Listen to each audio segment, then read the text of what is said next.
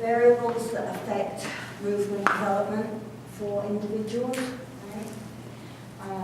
So we had got up to looking at that model of the three elements that play a part in us learning our role within our society.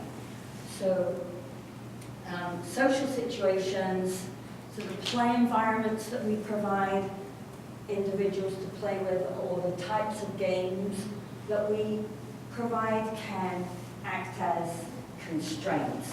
So, for example, if the school playground isn't very large, then opportunities for gross motor activities might be diminished. The teachers might spend a lot of time going, no, don't run, you'll fall over and hit your head on the wall, right?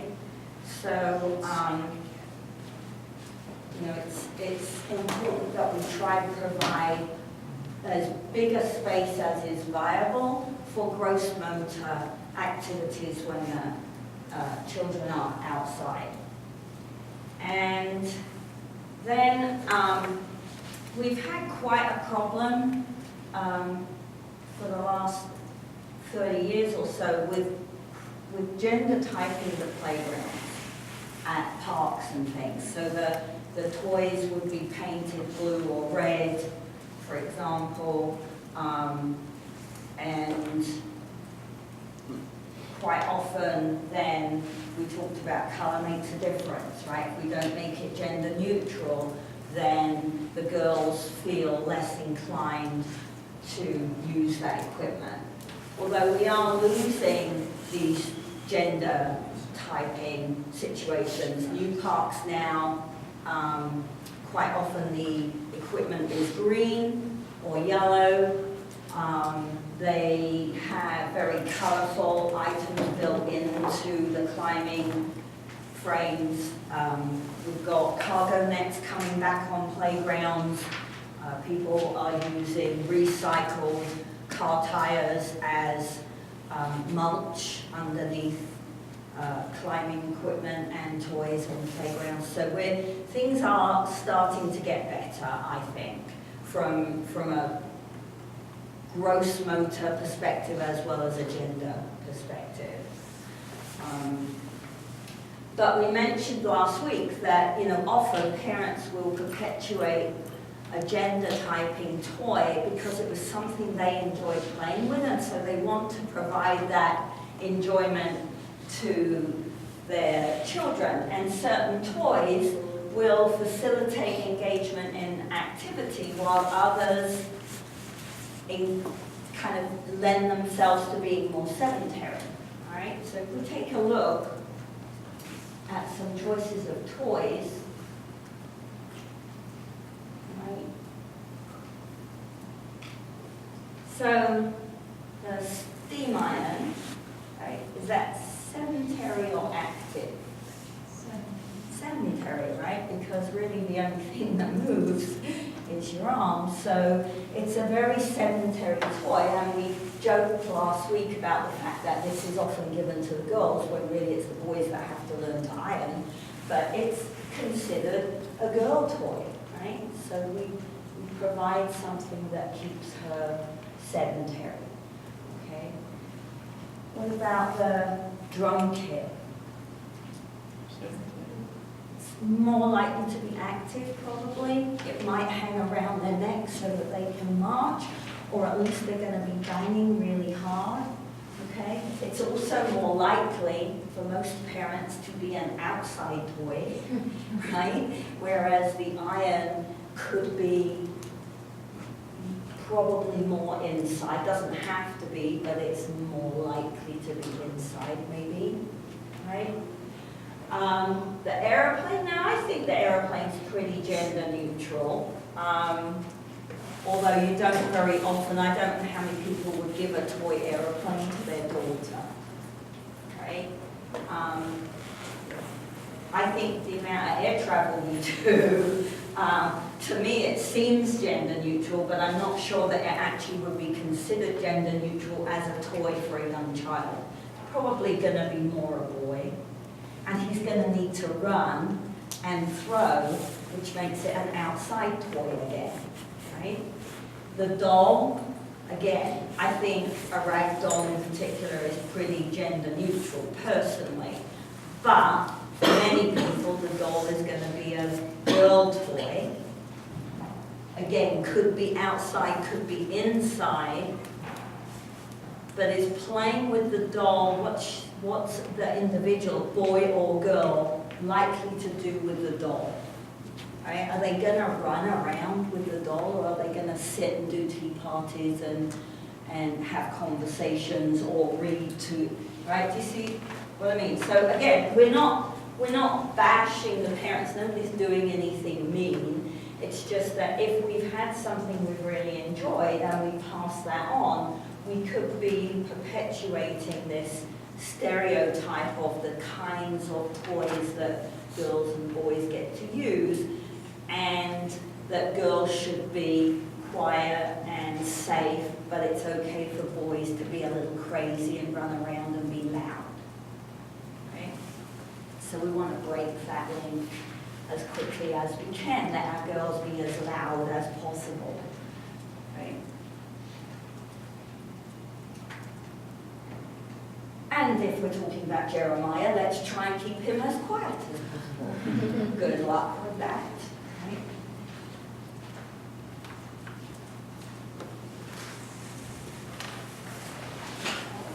So this chapter, I think, sometimes seems a little of an odd way to approach looking at movement development, but I think that it's an important big picture idea, right? We're often not aware of these biases that we hold that have been learned through our whole life and are generally supported. You know, if you walk around, next time you're in Walmart, walk around the toy section and look at the boxes that the toys are in and who do the boxes represent for the kind of toy that is in the box. Right? So these ideas are stereotypes throughout our culture, not just biases that we carry inside because we've learned them. Right? We tend to assume that girls are weaker than boys. Well, up until puberty, that's physiologically not true. After puberty, then physically, girls are weaker than boys, but often girls are more mature than boys. So cognitively or socially, they may be stronger than boys. And we tend to teach activities that fit the dominant culture that we're in. So I think that's an important one. So for example, here we're close to Cannon. Cannon has a lot of international pilots and Air Force people working there. All right? So we have many kids in schools in this area who don't come from America. And yet, baseball may be the only striking skill we teach them, for example. So if I'm a PE teacher or I'm working at a recreation center, it might be an interesting experiment to kind of go outside my box and go, okay, what game could I find from a different culture that I could learn and then teach the children at the rec center or the children in my PE class? Right? Can I do something out of the ordinary? Okay.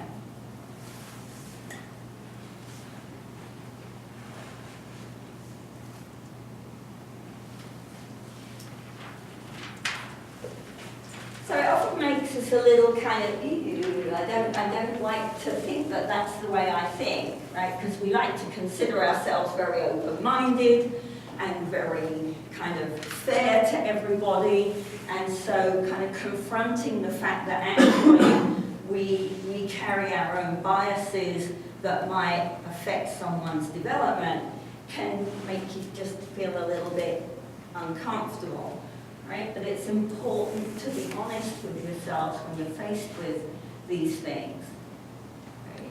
And it's not just gender, it's age.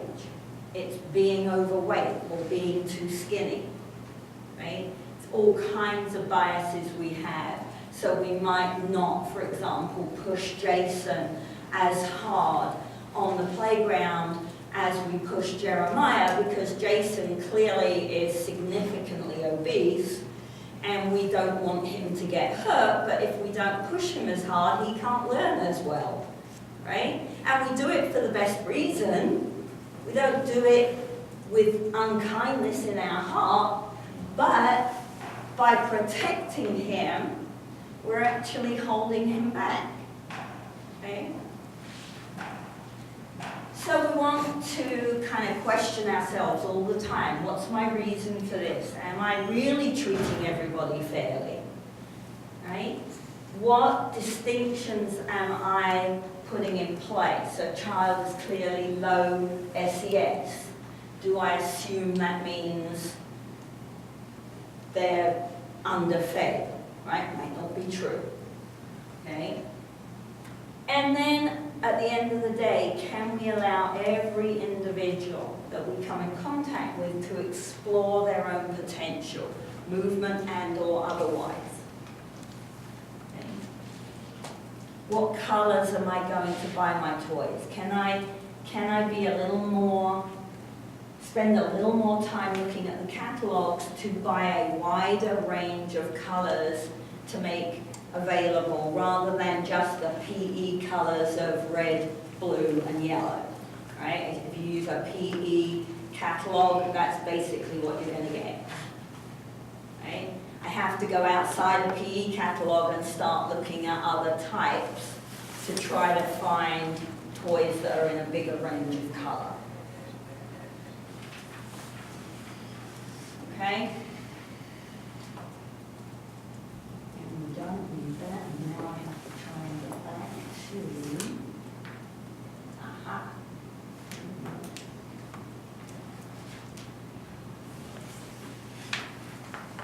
Okay. Questions on chapter 12? It's a fun chapter, that one, I think. Lots of interesting ideas that challenge our thoughts about why we do things.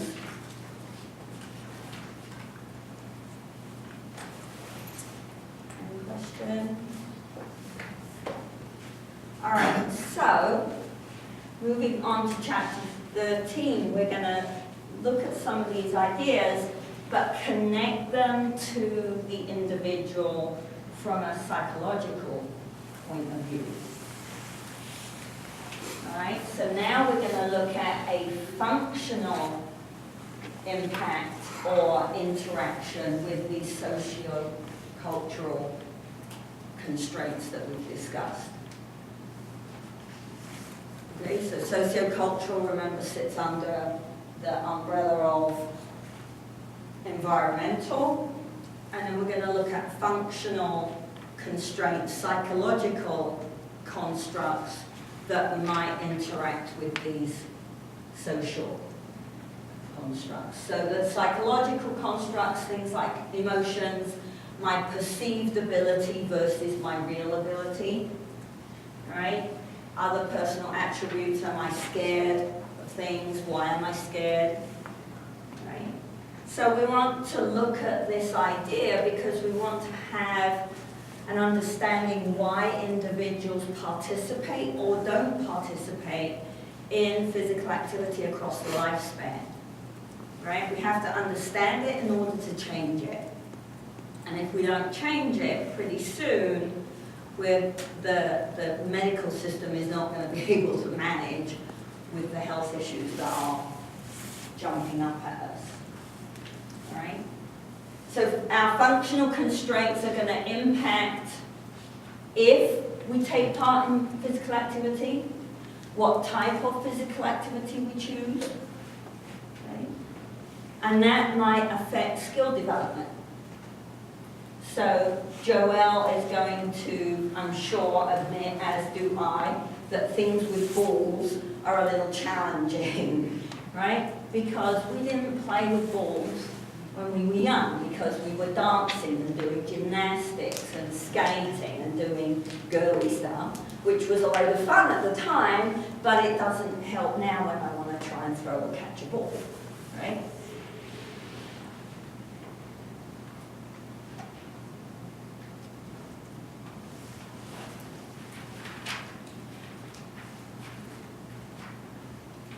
So one of the big constructs we need to take a look at is self-esteem. Right? And we're going to have a look at a model of self-esteem in a minute that is not in our books.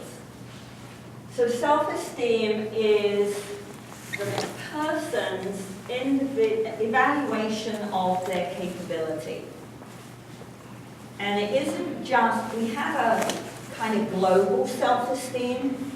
Overall, how capable do I see myself, right? But it's also highly specific, okay? So we have kind of subcategories of self-esteem that relate to different things we do. So our physical ability, right? How do I look? What are my social skills like? What am I like academically? Right? All of these little subcategories stand alone, but then they also build into this overall global self-esteem that an individual has for themselves. Okay. The interesting thing about self-esteem is that my belief about my evaluation of myself is much more important to how I feel than how accurate I am, right?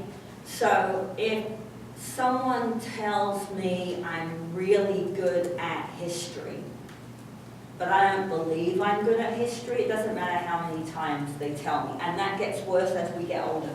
The older we get, the less impact someone else's opinion is going to have on what I believe to be true.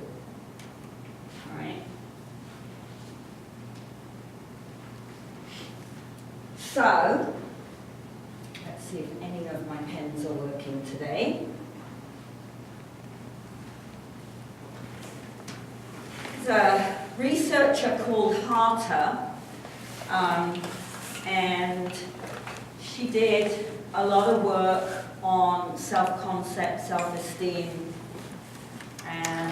and so she developed a set of scales for measuring self-concept and self-esteem. But her kind of model that she worked off goes like this. It's a hierarchy. So we start off with self-concept.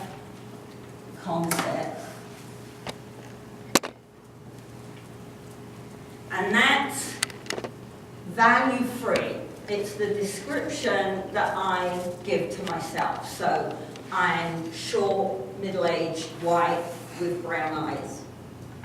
Right? No value, but that's my description of what I am. Okay?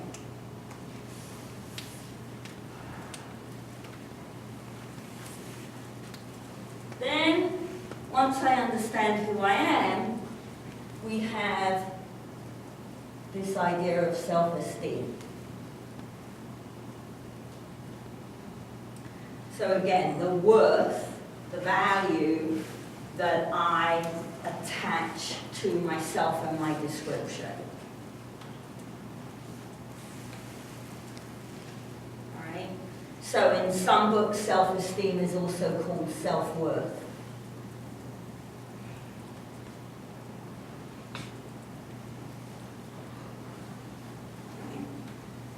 So, if I have good self-esteem, if I think I am worthy, then we exhibit self-confidence.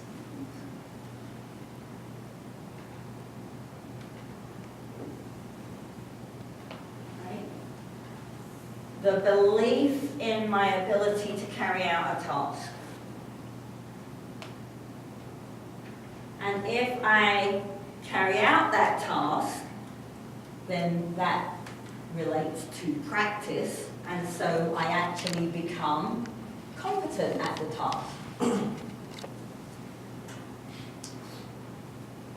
Right? So if I believe I can carry it out, I do it. Doing it is practicing it. Practicing leads to competence. Does that make sense? Okay. So competence then is the actual success as opposed to my belief about my ability to be successful. So competence is actual success at a given task. Okay?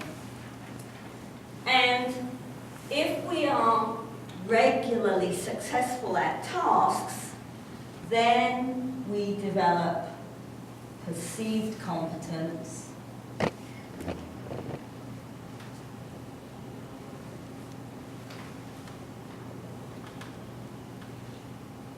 right?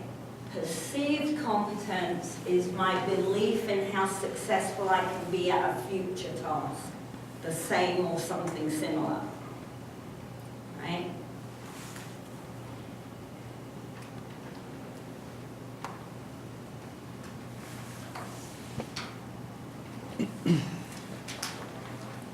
So this hierarchy is important because it influences my motivation to move, or it demotivates me to move, right?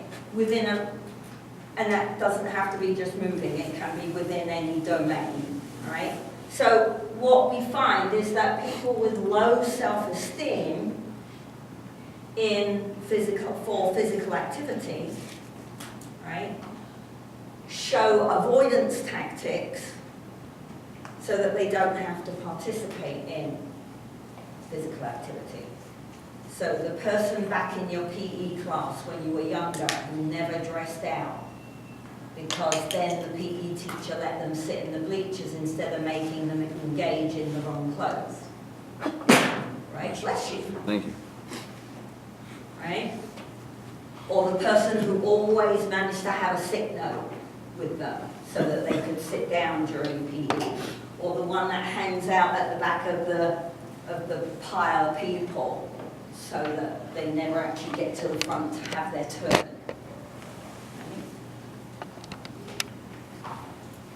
So we have to understand this idea because we're in our job, whether I'm a coach, whether I'm a PE teacher, whether I'm a personal trainer, whether I'm an athletic trainer, whether I'm working at a rec center, our job is to motivate people to move, right? So I have to understand how the hierarchy can lead to demotivation so that I can try to step in and provide an intervention that helps that person improve their self-esteem.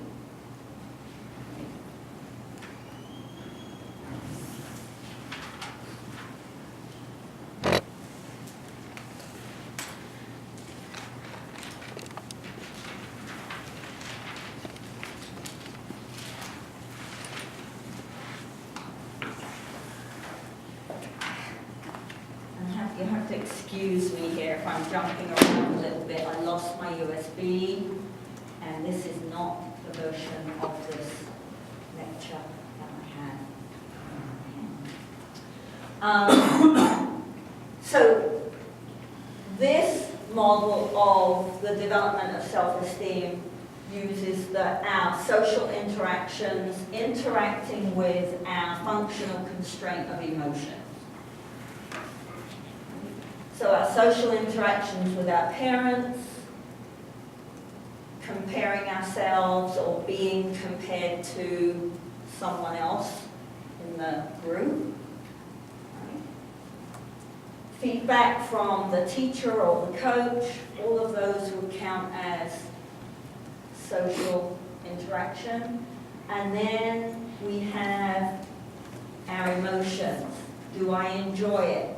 Do I feel pride or excitement at doing this? Right? Am I disappointed with myself? Right?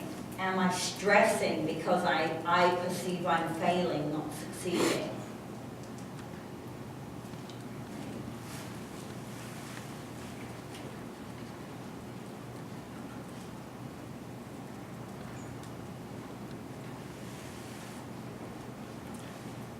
So when we look at children who are pre-pubertal, right, they use appraisals from parents. They also do a little bit of comparison with their peer group, but they're not very accurate at that comparison at that age. Right? So they tend to make poor judgments about their physical competence.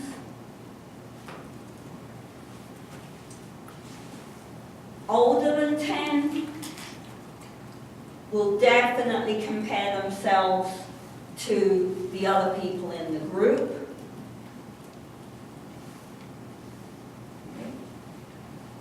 And we know that children, doesn't matter what age, whether I'm looking at elementary, middle school, whether I'm looking at older teenagers or young adults, children of all ages develop self-esteem using feedback from significant others, teachers and coaches. Right? So if my perceived competence is high because the teacher or the coach has created an environment where I am able to be regularly successful at the task I'm being asked to do, then we get high perceptions of competence, and that leads to positive reactions to physical activity and sport. Okay? So the climate that we use on the playground, that mastery climate, mastery, it's called mastery because the goal of the climate is to allow the individuals to master the activities that they're given at the level that is appropriate for their capability, right? So we make sure that there are options for people in a mastery climate to be successful. Not everybody had to climb the cargo net and touch the red bar. The goal was to climb as high as they could. That might have been 1 step on the rope. It might have been 10 steps on the rope, right? So coaches who use encouragement then can influence, particularly in the literature, teenage boys, but more generally, the idea is that they have the ability to influence anyone they're working with, and they can maybe help that person from a low self-esteem to a high self-esteem. You have to be careful though, you can't give global praise. Right? That doesn't automatically work with all children. So those of you that play team sports may have worked with a teacher who, if the team did well, said, "Well done, team." But you might have someone on that team who truly believes they didn't perform well. So the "well done" to the team is meaningless for that person, right? And the coach is trying to be positive and all gung-ho, but it doesn't change the fact that that person doesn't believe, right? So we have to try to give it individual feedback, positive and negative as much as we can, to recognize individual people's attempts and effort to play, right? Also, we need to make sure that the feedback is a little more specific. We tend to be quite vague, we don't need that, quite vague in our feedback. We just go "well done" instead of making it specific to the performance that was being praised, right? Needs to be encouraging and corrective to be good feedback.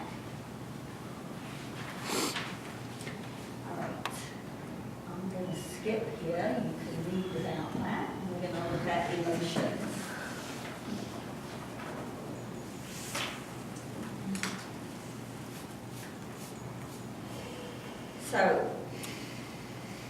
you all take part in sport or physical activity pretty regularly. Oh no, I think my battery went out. I think my battery went out, so keep an eye on me. Again, doesn't give you any warning that it's going out. All right, so emotions, success, right? If I'm successful, then I feel proud of myself, right? I'm able to hold my head up. I'm excited to try it again because I think I'm going to be successful again, okay?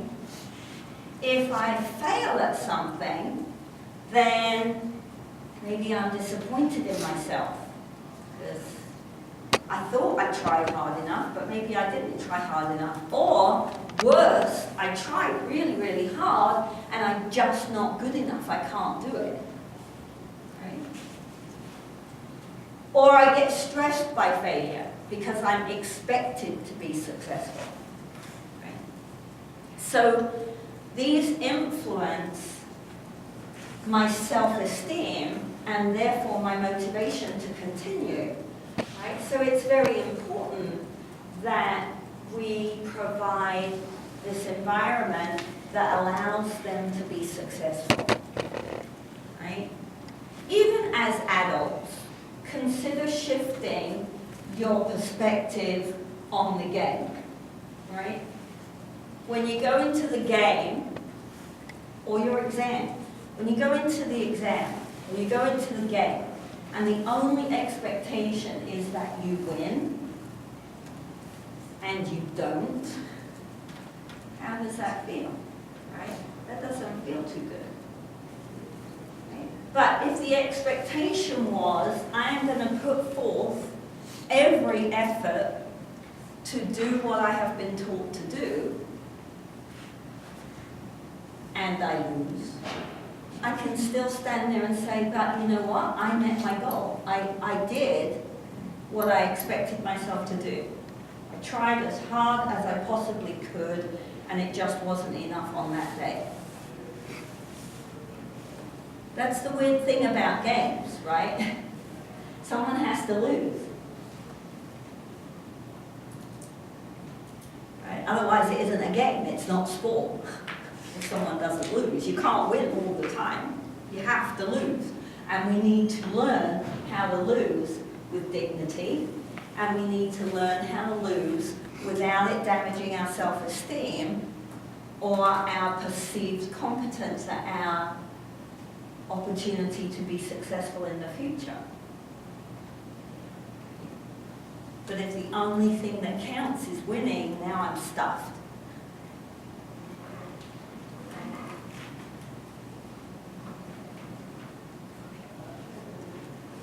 It's got to be fun, otherwise there's no point in doing it. Okay? All right, what have I got here? 6 through.